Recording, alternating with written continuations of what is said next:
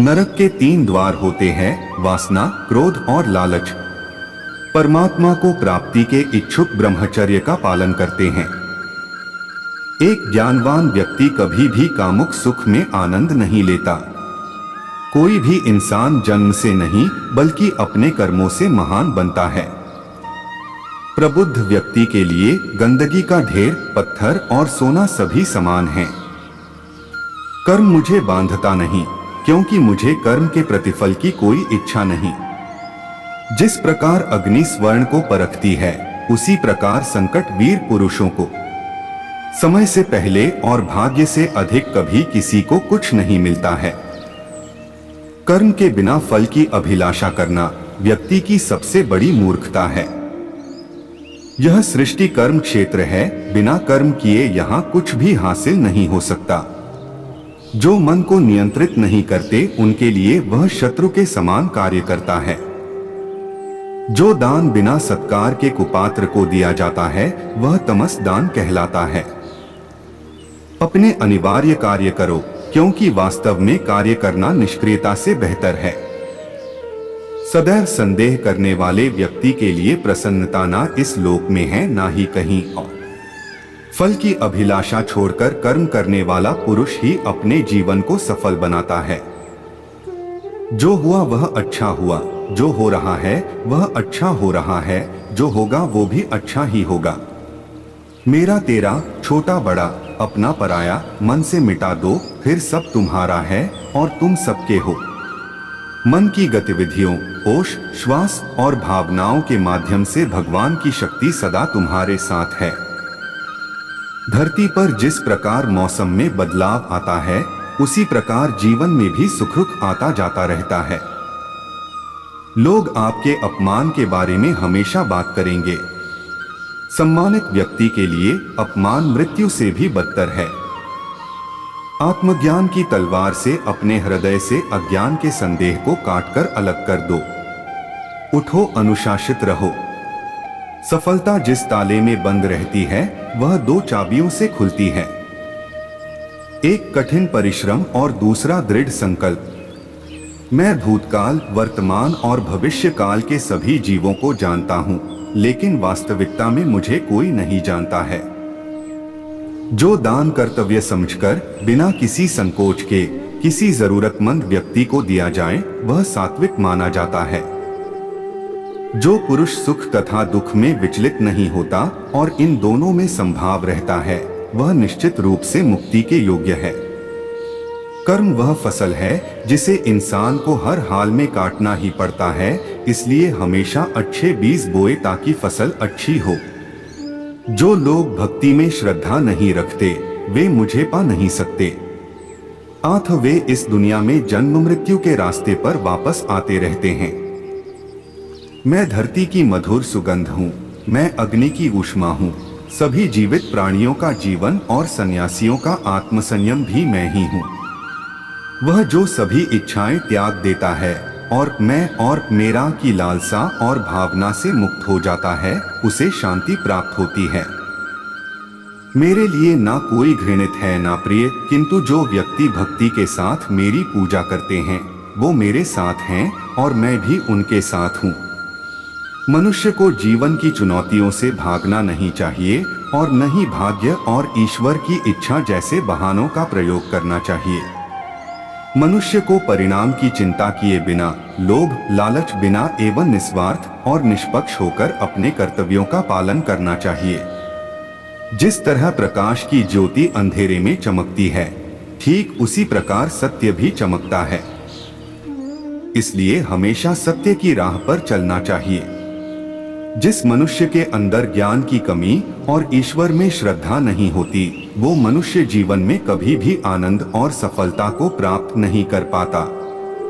जब जब इस धरती पर पाप, अहंकार और अधर्म बढ़ेगा, तो उसका विनाश कर धर्म की पुनः स्थापना करने हेतु मैं अवश्य अवतार लेता रहूंगा।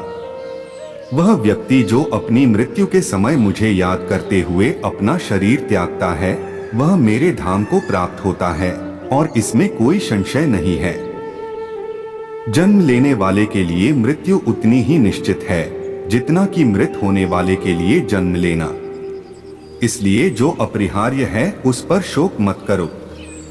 वह जो वास्तविकता में मेरे उत्कृष्ट जन्म और गतिविधियों को समझता है, वह शरीर त्यागने के बाद पुनः जन्म नहीं लेता और मेरे धाम को प्राप्त होता है।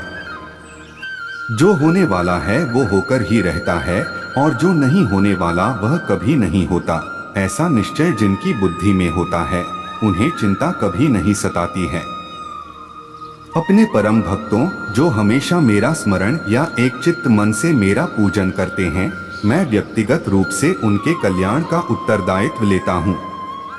जो कोई भी व्यक्ति जिस किसी भी देवता की पूजा विश्वास के साथ करने की इच्छा रखता है, मैं उस व्यक्ति का विश्वास उसी देवता में दृढ़ कर देता हूँ।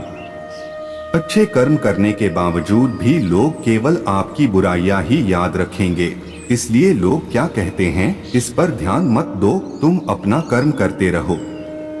मानव कल्याण ही भगवत गीता का प्रमुख उद्देश्य है। इसलिए मनुष्य को अपने कर्तव्यों का पालन करते समय मानव कल्याण को प्राथमिकता देना चाहिए।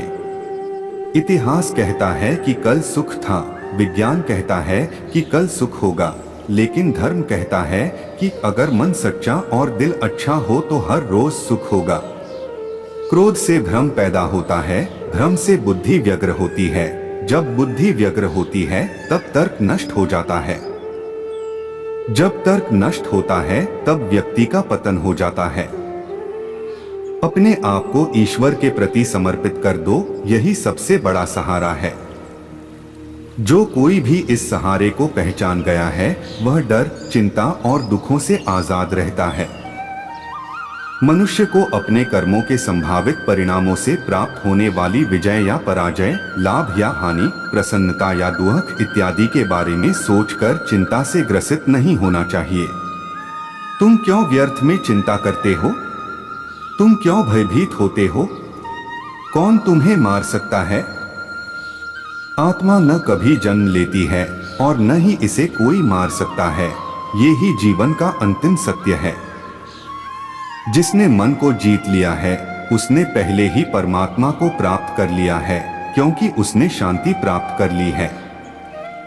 ऐसे मनुष्य के लिए सुख दुख, सर्दी गर्मी और मान अपमान एक से है। श्रेष्ठ पुरुष को सदैव अपने पद और गरिमा के अनुरूप कार्य करने चाहिए, क्योंकि श्रेष्ठ पुरुष जैसा व्यवहार करेंगे तो इन्हीं आदर्शों के अनुरूप सामान्य पुरुष भी वैसा ही व्यवहार करेंगे। जिसने मन को जीत लिया है, उसने पहले ही परमात्मा को प्राप्त कर लिया है, क्योंकि उसने शांति प्राप्त कर ली है। ऐसे मनुष्य के लिए सुख दुख, सर्दी गर्मी और मान अपमान एक से है। न तो यह शरीर तुम्हारा है और न ही तुम इस शरीर के मालिक हो। यह शरीर 5 तत्वों से बना है, आग, जल, वायु, पृथ्वी और आकाश। एक दिन यह शरीर इन्हीं 5 तत्वों में विलीन हो जाएगा। मनुष्य का मन इंद्रियों के चक्रव्यूह के कारण भ्रमित रहता है, जो वासना, लालच, आलस्य जैसी बुरी आदतों से ग्रसित हो जाता है। इसलिए मनुष्य का अपने मन एवं आत्मा पर पूर्ण नियंत्रण होना चाहिए। मनुष्य को अपने धर्म के अनुसार कर्म करना चाहिए। जैसे विद्यार्थी का धर्म विद्या प्राप्त करना, सैनिक का धर्म देश की रक्षा करना आदि। जिस मानव का जो कर्तव्य है, उसे वह कर्तव्य पूर्ण करना चाहिए। मैं सभी प्राणियों को एक समान रूप से देखता हूँ। मेरे लिए ना कोई कम प्रिय है ना ही ज्यादा।